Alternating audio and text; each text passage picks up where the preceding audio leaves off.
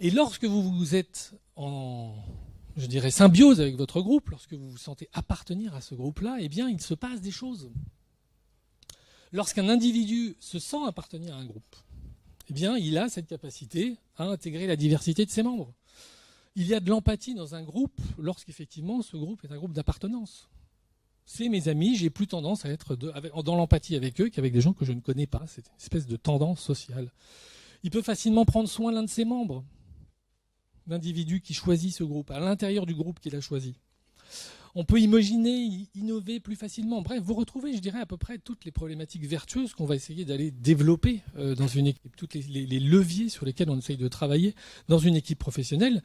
Bonne nouvelle, ça existe aussi dans la plupart des groupes. Et ce qui nous fait 3 voies de passage vers le progrès psychologique. Je vous disais, tiens, si on essayait de se pencher un petit peu plus vers le progrès psychologique, un peu moins vers le progrès économique. Ou peut-être pas ou, ça pourrait être et. Eh ben, on pourrait déjà amplifier ce qui brille. C'est-à-dire, effectivement, se dire que ce qu'on est capable de faire, ce qu'on sait faire dans un groupe que l'on a choisi, il y a probablement matière à l'apprendre, à le transmettre dans d'autres groupes. Donc on pourrait effectivement essayer d'aller de plus en plus vers ce qui fait le groupe vertueux, le groupe, quelque part, qui s'est choisi. On pourrait favoriser les rencontres intergroupes. Il y a une asso dont j'ai oublié le nom qui travaille qui fait des ateliers israélo-palestiniens. Quand même un sujet, je veux dire, ils sont joueurs, hein. Et leur boulot, c'est effectivement d'essayer de rassembler des membres de ces deux communautés et de les faire travailler sur les stéréotypes. Moi je dis, chapeau. On pourrait aussi travailler à la favorisation de collectifs qui soient des collectifs méta. C'est-à-dire que finalement, si l'endofavoritisme, ça fonctionne avec un petit groupe, quid d'un groupe qui intégrerait ce petit groupe? Mais je vais y revenir, parce que comme ça, vous vous dites, ouais, ok, c'est un peu léger. Vous allez voir. C'est mon timing, ça, 44 minutes? Non, c'est pas mon timing. Je suis à combien, moi? Ah ouais, c'est large. Donc le coaching d'équipe... Pourquoi je vous remets le coaching d'équipe? Parce qu'en fait, c'est effectivement toutes ces compétences qui nous permettent à un collectif de mieux faire collectif, selon lui-même. On les a, on les maîtrise, on les a appris. Je ne vais pas vous faire le détail, vous en avez beaucoup entendu parler aujourd'hui. Mais toutes ces choses-là, on a appris à le faire à un groupe. Ce qui m'amène à cette idée de coaching sociétal, qui ne serait autre que finalement l'exportation de ce que l'on sait faire sur des groupes sociaux qui ne sont pas des équipes. Alors quelques exemples. Imaginez que la classe devienne une équipe. Alors j'ai mis une citation de Pierre Rabhi qui disait, je suis tombé là-dessus récemment sur Facebook, qui disait « Il est urgent d'éradiquer ce principe de compétition qui place l'enfant dès sa scolarité dans une rivalité terrible avec les autres et lui laisse croire que s'il n'est pas le meilleur, il va rater sa vie. » Et je trouve qu'on s'interrogeait tout à l'heure, Arnaud posait la question de savoir effectivement qu'est-ce qui fait que le collectif en entreprise, il est quand même encore extrêmement peu finalement placé au centre du débat. La réponse, elle est qu'on n'a jamais appris à penser collectif. C'est ça le problème, fondamentalement. C'est pas qu'on veut pas, c'est qu'on ne sait pas. Alors, on peut peut-être ne pas vouloir, mais fondamentalement, on nous a jamais beaucoup appris. Alors, je ne veux pas être non plus trop dramatique parce que en observant ce qui se passe dans la classe de mon fils de 14 ans, il faut bien reconnaître qu'il y a des initiatives qui commencent effectivement à faire qu'on essaye de les faire coopérer, travailler ensemble. Mais on n'est pas encore, je dirais, je pense qu'il y a encore des grandes marges de manœuvre, et notamment si on se dit, tiens, la question de l'objectif commun dans une classe, ça pourrait être intéressant, finalement, de faire bosser la classe sur c'est quoi l'objectif de cette année, c'est quoi notre objectif commun cette année. Pas l'objectif de la maîtresse, l'objectif du groupe. Voir comment effectivement on pourrait les faire travailler aussi sur la question des régulations, parce que finalement qu'est-ce qui se passe grosso modo? Alors je ne parle pas des écoles un peu expérimentales, ma maman était directrice d'une école expérimentale pendant longtemps, donc je vois à peu près ce qui s'y fait. Je parle effectivement de ces écoles encore plutôt traditionnelles, en tout cas là où vont la majorité des élèves. Cette question effectivement de où est-ce qu'on régule les différents, où est-ce qu'on apprend à réguler les différents. Vous avez jamais posé la question de savoir pourquoi le premier problème du coach d'équipe avec les équipes, la plupart du temps, c'est on n'arrive pas à se dire les choses, il faut que vous nous aidiez, monsieur le coach d'équipe. Donc la régulation des différends, le travail sur les désaccords, le rapport entre ce que je vis, ce que mon ego traverse dans le désaccord et la solution qui pourrait effectivement en émerger, toutes ces questions-là, on demande effectivement aux gens dans les boîtes de savoir le faire, mais pareil. On n'a jamais appris ça. Enfin, je veux dire, la CNV, quelqu'un fait de la CNV à l'école? Alors je dis pas que c'est forcément l'outil absolu, mais en tout cas, il y a quand même cette question. Donc je dirais que dans cette idée finalement de coaching sociétal, il y a comment on peut aller aider ailleurs. Parce que je crois qu'en fait, quand même, si on se dit que si on continue comme ça, c'est quand même assez mal barré, on peut aussi se dire que finalement, nous, avec toutes nos compétences, on a plein de trucs à faire. On a plein de trucs à faire et je pense même que, effectivement, on est peut-être une partie de la solution. La classe, donc, est une piste. L'économie sociale et solidaire. Alors, évidemment que je sais que certains d'entre vous y travaillent déjà et c'est top. Alors on se dit souvent, bah ouais, ils ont moins de moyens. Il y a aussi le compte de résultat à la fin. Moi, je travaille beaucoup en économie sociale et solidaire, avec évidemment pas du tout les mêmes prix que ceux que je pratique dans le privé, mais avec cette idée que finalement, ce que je pratique dans le privé me permet aussi d'aller aider des collectifs qui ont peut-être moins les moyens. Là, c'est du coaching d'équipe extrêmement traditionnel, j'ai envie de vous dire, par rapport à la classe, parce qu'en fait, ce sont des équipes. Les équipes de bénévoles, les équipes les conseils d'administration dans les associations, tous ces gens-là sont des gens qui font tourner l'économie sociale et solidaire et qui, la plupart du temps, n'ont pas du tout accès à nos compétences. Le milieu hospitalier, milieu hospitalier, pour le coup, je connais bien, parce que j'ai beaucoup de gens dans ma famille qui y travaillent. On leur paye beaucoup de formations, on leur fait des formations anti-stress, on fait intervenir des gars comme ça, là-bas, sur les risques psychosociaux, comme Mathieu. Et à un moment donné, c'est intéressant aussi de se dire qu'on pourrait travailler non pas toujours en situation de crise, mais en situation de construction d'une autre manière de fonctionner en équipe. Il y a des stéréotypes absolument hallucinants dans cet univers, pour ceux qui le connaissent un peu. Chirurgien, médecin, aide-soignant, infirmier, qui est plutôt au milieu d'ailleurs, dans la strate. Alors il y a des exemples absolument géniaux. Le co-développement vient du milieu hospitalier, pour info. Donc effectivement, on a déjà des choses qui fonctionnent, mais je pense que vraiment, c'est un endroit sur lequel il y aurait sûrement plein de choses à faire. Attention, je vais de plus délirant en plus délirant. La politique. Et si, alors attention, là c'est bientôt l'apéro, on fume un peu. Et si on était effectivement en capacité de ne plus mettre et d'ériger, je dirais, des individus comme solution à tous nos problèmes économiques et sociaux, mais des collectifs. Et si effectivement on n'était pas éternellement dans l'attente d'un homme providentiel. Les Allemands sont quand même un peu plus avancés que nous sur la question de comment je recherche effectivement un consensus. La Belgique, je ne sais pas trop. Mais en tout cas, nous... la Belgique, moyen d'ailleurs, je crois. C'est assez étonnant de voir à quel point ces gens, le coaching d'équipe, la question du collectif efficace, dynamique, tout ça... il y a quelqu'un dans la salle qui pourrait bien en parler. Elle est où, Sophie? Elle est partie. Voilà, Sophie, voilà.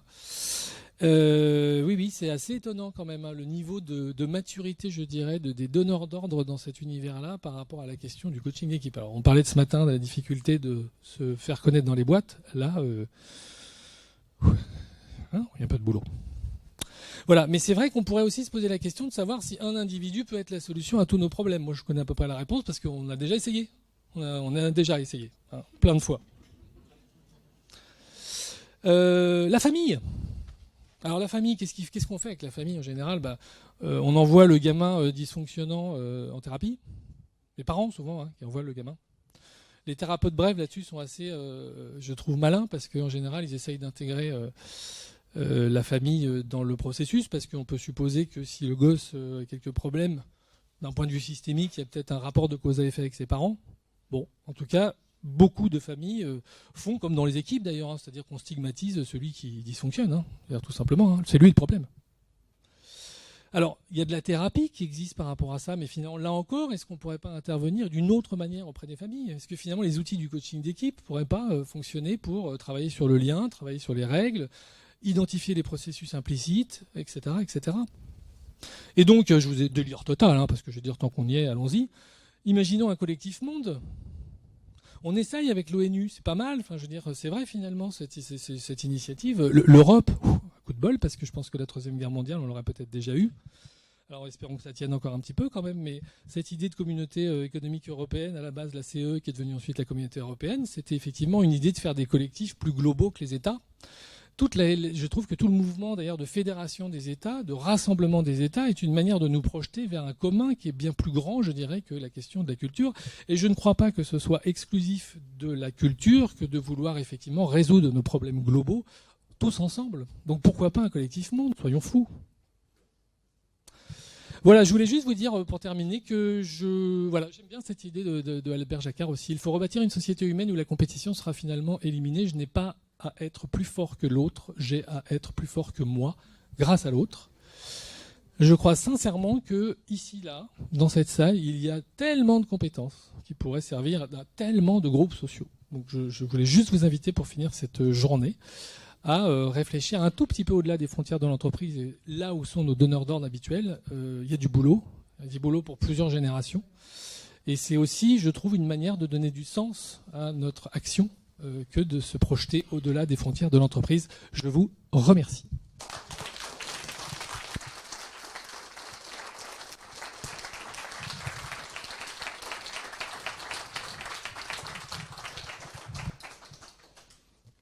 J'ai commencé ce matin en me disant, est-ce que l'équipe est une des clés de l'époque? J'ai l'impression. Qui souhaite poser les dernières questions de la journée?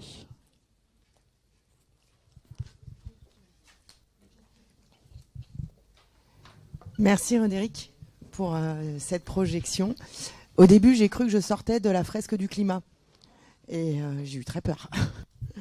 Et en même temps, voilà, il y a des pistes qui s'ouvrent. Et voilà, je trouve ça très, très inspirant. J'ai une question. Parce qu'en fait, il m'est traversé, j'ai eu quelques pensées qui pouvaient être similaires. En fait, c'est la question de la performance. Ouais. Au fond, qu'il y a derrière et à quoi contribue notre métier de coach d'équipe, de coach individuel aussi en entreprise. Et ça me taraude cette question de comment on oriente, on participe au système quelque part. Et je me demande, et je te demande, comment on commence aussi par les entreprises en fait. Enfin, voilà. Alors moi j'ai résolu le problème, j'ai tenté qu'on puisse le résoudre, mais en essayant de travailler sur le couple épanouissement-performance. Voilà.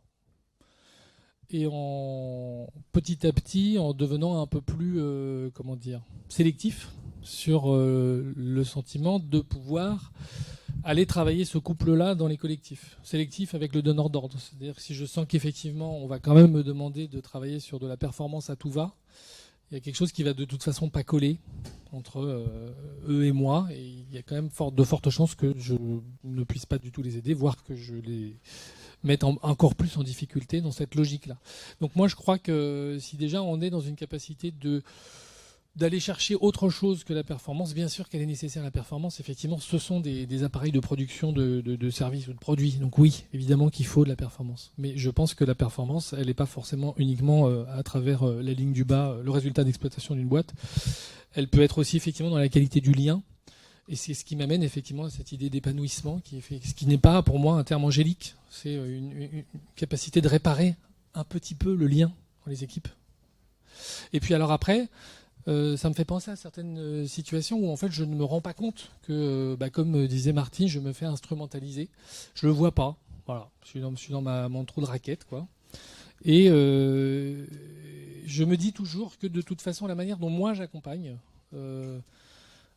sera quelque chose qui est au service du collectif. Donc quoi qu'il arrive, même si effectivement je vais peut-être être complètement aux fraises par rapport aux objectifs du donneur d'ordre, je vais toujours être extrêmement délicat avec l'équipe, en essayant effectivement de voir comment notre relation, le système que l'on crée tous ensemble, participe à un tout petit peu de mieux-être. Et puis ça a peut-être servi des choses que je ne cautionne pas, mais c'est comme ça que je m'endors le soir.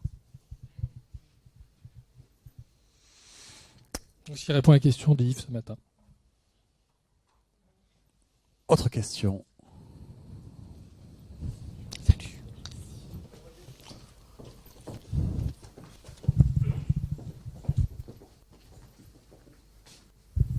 Merci. J'adore l'histoire des groupes et la puissance du groupe. Ce qu'on voit quand même, on voit une polarisation de la société. Moi, je suis pro-Trump et donc j'ai qu'un rêve, c'est de casser la gueule à Biden. Donc en fait, on voit qu'il y a la violence qui monte au fur et à mesure que le groupe se consolide, se renforce. Et ce qui sort de ça, c'est malheureusement la violence. Alors, je crois dans le rêve, hein, mais comment on fait ça? Alors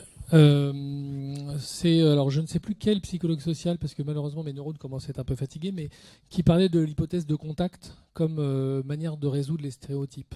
C'est-à-dire que le seul moyen qu'on a de sortir d'un jugement négatif, donc d'un préjugé associé à un stéréotype, c'est effectivement le fait de rencontrer l'autre.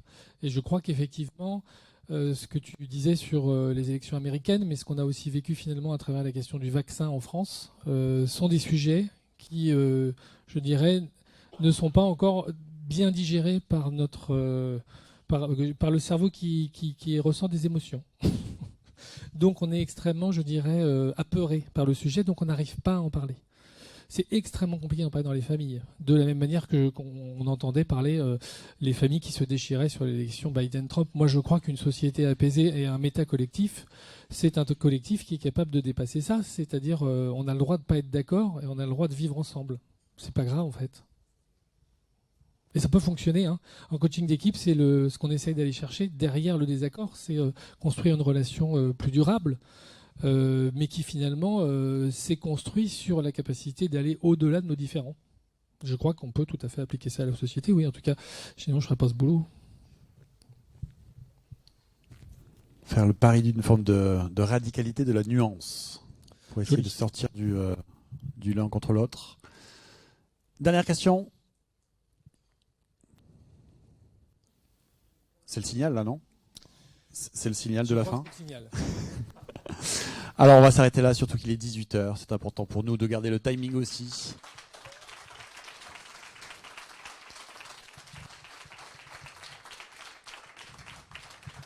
Je peux faire une petite page de publicité, rien à voir avec le coaching sociétal. 3 nouveautés chez Team Intelligence cette année. Il y a 2 personnes au module 2. Il y a moi et il y a Monsieur Tellier, que vous avez vu intervenir ici présent. Donc il va vous parler, devinez quoi, d'équipe en crise. Deuxième nouveauté, Monsieur Tonnelet me fait l'amitié et l'honneur d'animer la formation au coaching d'organisation. Donc cette année, il y a une formation au coaching d'organisation. Voilà. Date sur le site internet. Oui, le site internet bug un peu, ce qui m'amène effectivement à la 3e nouvelle. Il y a un nouveau site internet en préparation. Il m'avait dit, si jamais tu me cites, je te tue, donc je vais le faire. Benoît, là-bas. Tu peux lever la main, Benoît, peut-être? Voilà.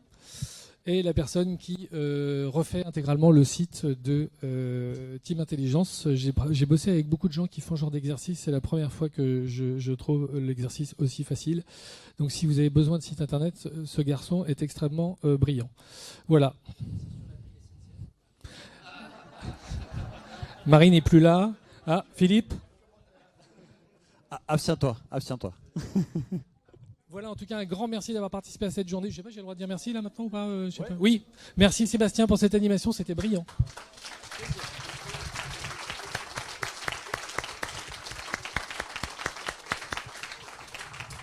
Merci à eux aussi, merci à vous, merci aux intervenants. On a déjà dit un mot tout à l'heure pour leur, je pense qu'on est tous d'accord sur ça, sur leur générosité, sur l'interactivité aussi qu'il y a eu, sur la richesse des partages. Moi, je me suis noté plein de choses, je me suis régalé. Je sais pas vous, mais je me suis régalé. Merci à vous d'avoir joué le jeu aussi, d'avoir été présent sur cette première édition. Rendez-vous l'année prochaine. Rendez-vous l'année prochaine. Un questionnaire de satisfaction va vous être c'est pas non plus facile à dire. Va vous être envoyé de façon à ce que vous puissiez nous faire part de ce que vous avez bien aimé, moins bien aimé. Qu'est-ce que vous auriez comme piste de suggestion, puisqu'en bon coach d'équipe, on va vous faire bosser l'équipe avant de bosser nous-mêmes. Et puis peut-être pour terminer sur la note d'action, plein de jolies idées, tout aujourd'hui, tu finis voilà, avec plein d'autres dimensions. Toutes les grandes révolutions commencent toujours par un premier petit pas. Et donc peut-être voilà, c'est une invitation à ce que chacun d'entre nous, dans nos cercles respectifs, si on prenait chacun un des groupes sociaux, je pense qu'on serait pas mal là, avec toute l'énergie que nous avons. On a un boulevard devant nous sur le coaching d'équipe, autant en faire profiter le maximum de personnes possible. Let's drink together.